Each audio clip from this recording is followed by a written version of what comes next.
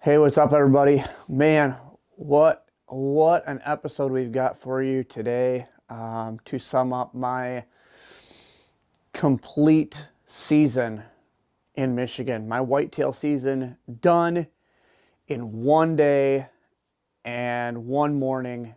Uh, just an absolute dream day, if you will. But it was an absolute perfect day, and we managed to get it done.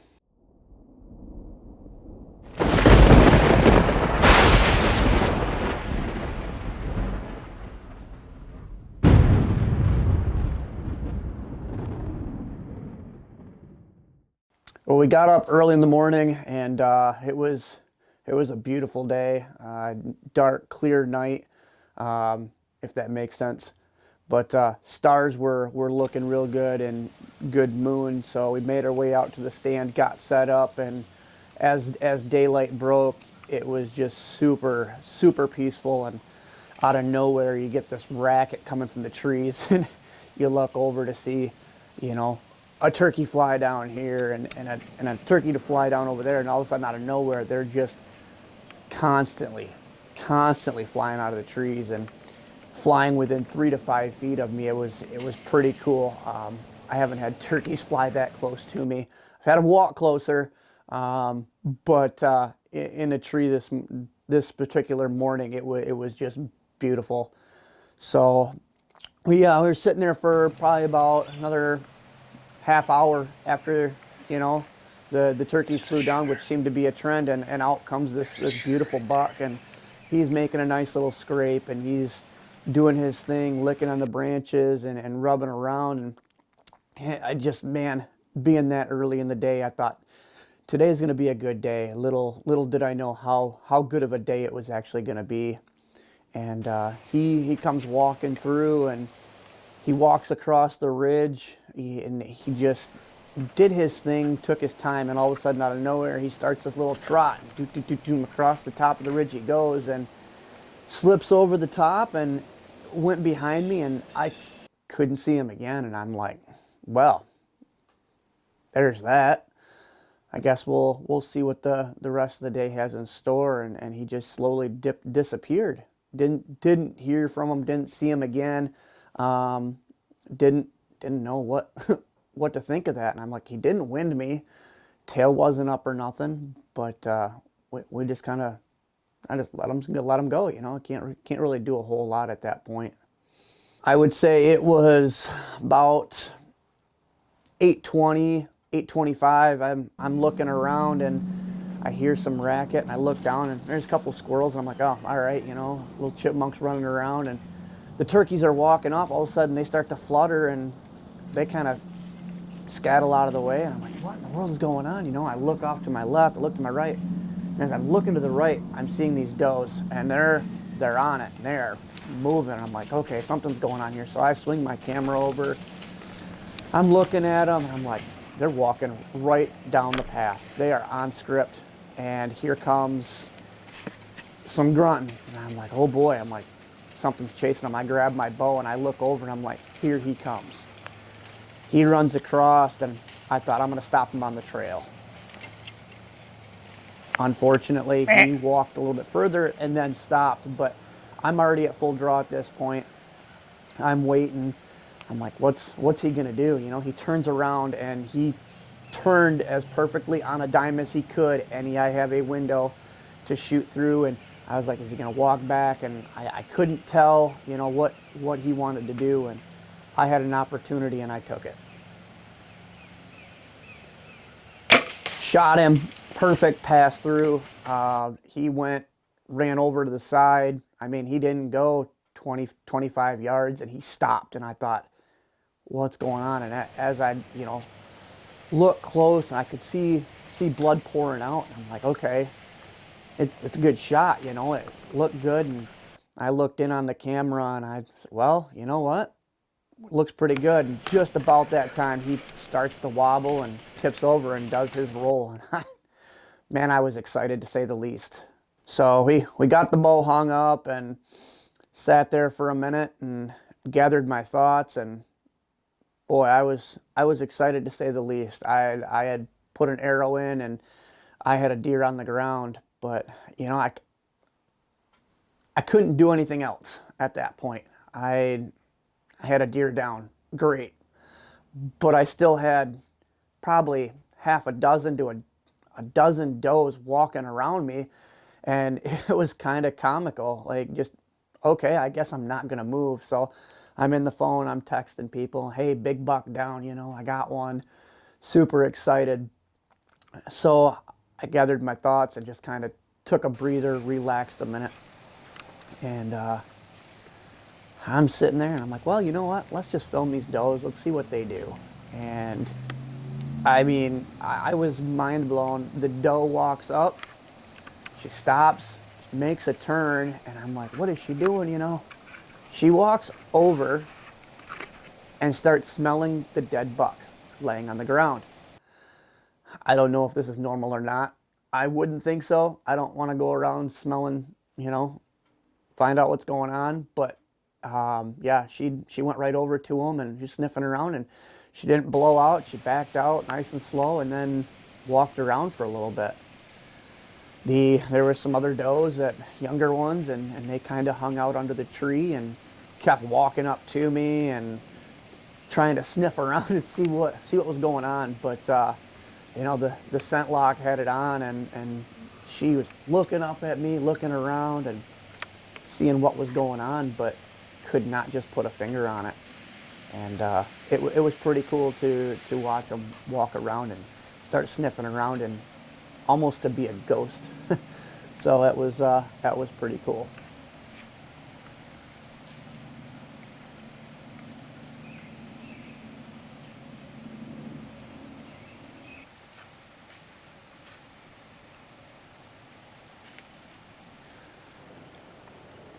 So these does, after moving off and doing some feeding and eating, they kind of went off to my back left and hung out. And I'm sitting there and I'm looking around, and something catches me off the corner of my eye, and I couldn't put a finger on it. I'm like, man, what is that? You know, I'm looking and I'm like, oh, it's some does. And then I look further behind them, and at 51 yards, I clicked it. I looked, and there is a beautiful, very, very large buck. And I'm like, that is a monster. And I, looking at the footage, you know, 51 yards, it's pretty thick in there, so there's no shot gonna happen.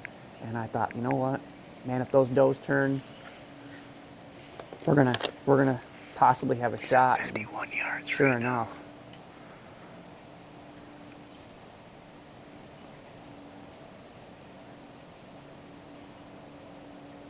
He might chase these does in. Yep, here he comes. He turned in and slipped out, and you know, I never saw him after that. And I was kind of like, well, okay, one good. We're still okay. I still got one down, and 35 minutes go by, and we're an hour now after the first deer was shot, and I'm like, well, I got a couple does below me. Do I try and buggy out of here and kick them out, or do I just wait it out? And the activity was absolutely awesome all morning, so I said, you know what? Let's just wait it out. Buddy Kyle, he was in his tree, and he was going to come over after he got done. So I said, you know what? I got time. I'm going to wait, and we're just gonna hang out, and we're gonna enjoy the morning. And boy, am I glad I did, because maybe 10 minutes after, I sent him a text message saying, hey, you know, let me know when you're out. I'm gonna climb down here in a few minutes. I'm just gonna sit here and wait. Just let me know when you're on the way, and I'll start getting down. And wouldn't you know it, I look over, and there's another buck walking in, and I'm like, okay, let's take a look at this one. And he's walking through the trees nice and slow. And I thought, that's another shooter. Could this really happen? Could my season be done in one morning?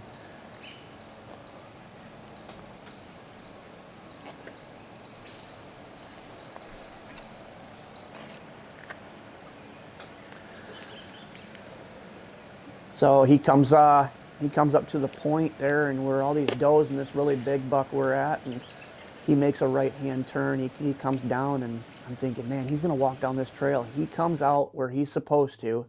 He's going to be 3 yards closer than the deer that just dropped 15 yards away.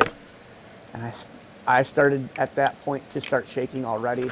And I was like, boy, here we go. He walks out. He comes to a stop. Didn't have to say a word.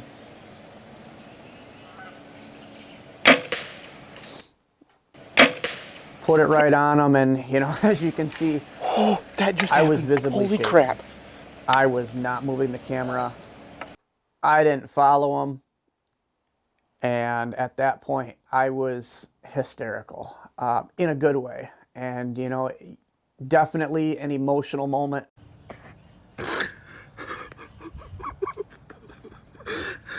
My season's done. I just killed a freaking giant.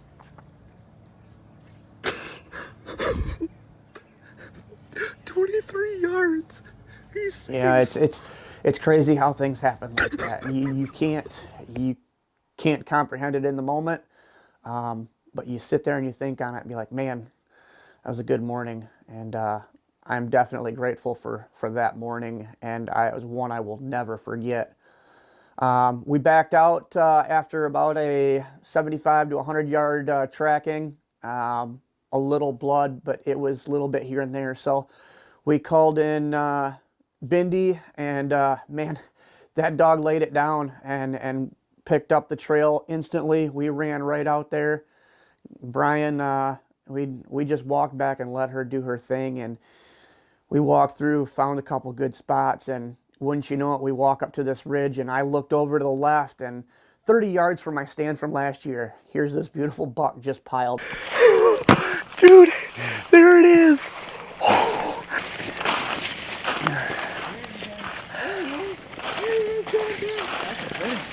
Oh. That's a good one. Oh. Yeah. Good job, Dad. Here you go. Get you your treat. Hold on. Get you your treat. Dude. Beautiful dog, beautiful job by Brian and Bindi there, and to stand there and look over that deer was really just mind blowing to let it sink in. We did it right. We backed out. We gave it time. I think it was like 4 hours, but got them loaded up, put them in the back of the truck, and putting them side by side was a feeling like no other. And to really wrap the season up, it the preparation going in with the spring and going in and clearing things out on a new property, that bringing them down to the processor, and really just the whole thing evolving into one day of hunting, and then getting everything done, and then delivering to the processor to get done.